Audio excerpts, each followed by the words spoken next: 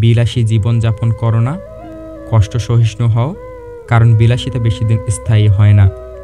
নিকৃষ্ট পাপী ওই ব্যক্তি যে অন্যের দোষ খুঁজতে গিয়ে নিজের মূল্যবান সময় অপচয় করে। যখন 5 সেকেন্ডের হাসিতে সুন্দর ছবি আসতে পারে, তাহলে ভাবুন সবসময় মুখে হাসি রাখলে জীবন কত সুন্দর হতে পারে। একদিন তুমিও ঘুম থেকে জেগে উঠবে এবং বুঝতে পারবে যে তুমি অসংখ্য নক্ষত্র গণনা করতে গিয়ে একটা চাঁদ হারিয়ে ফেলেছ।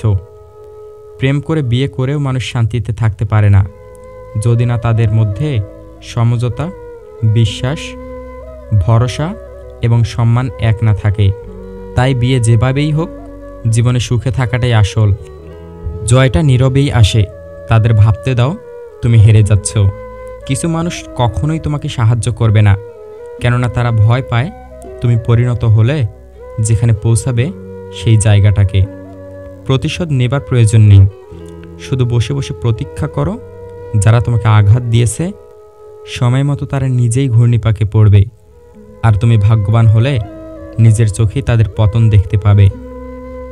সুন্দর চেহারাও একদিন বৃদ্ধ হবে, কিন্তু সুন্দর মন কখনোই বৃদ্ধ হবে না।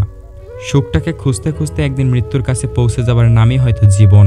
সময় কাটান এমন মানুষদের সঙ্গে যারা আপনার মানসিক সুস্থতার জন্য উপকারী। নিজেকে নিজের কাছে প্রমাণ করো, অন্যের কাছে নয়। ছোটবেলার জীবনটাই অনেক সুখের ছিল।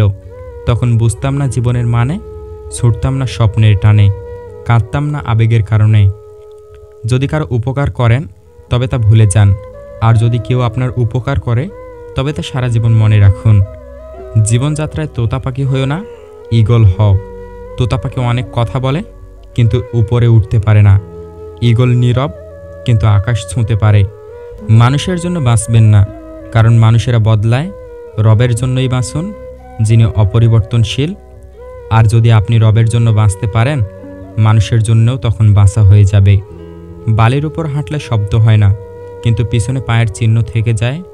আমাদের জীবনটাও সেরকম হোক। আমরা এমনভাবে বাঁচব যেন কখনো ছিলামই না, কিন্তু পিছনে রেখে যাব আমাদের পায়ের চিহ্ন, আমাদের কাজ এবং বন্ধন। পড়ে গিয়েছ, উঠে দাঁড়াও। তোমার পড়ে যাওয়াটা হয়তো কয়েকজন দেখেছে, কিন্তু উঠে দাঁড়ানোটা পুরো বিশ্ব দেখবে। যে স্থানে অপমান লাঞ্ছিত হবেন সেখানে পড়ে না থেকে বেরিয়ে আসাটাই শ্রেয়, হোক সেটা অতি পরিচিত। আপনার অনুপস্থিতিতে যে আপনার খোঁজ নেবে সে আপনার প্রিয় মানুষ। যে তোমাকে বড় করেছে তার সামনে কখনো বড় হতে যেও না।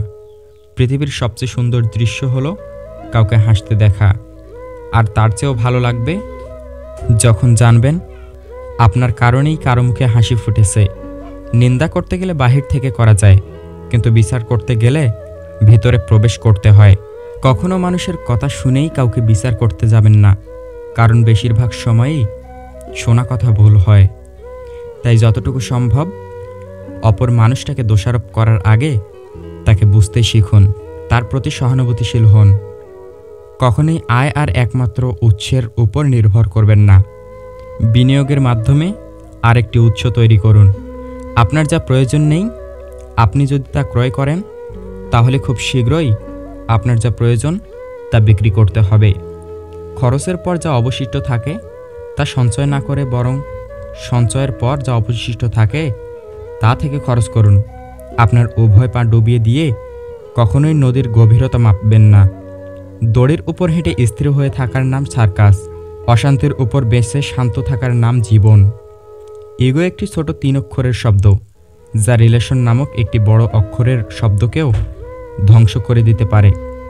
ভিডিওতে থাকা কথাগুলো যদি আপনাদের জীবনে ন্যূনতম উপকারে আসে, তাহলে প্লিজ ভিডিওটিতে একটি লাইক করে যাবেন।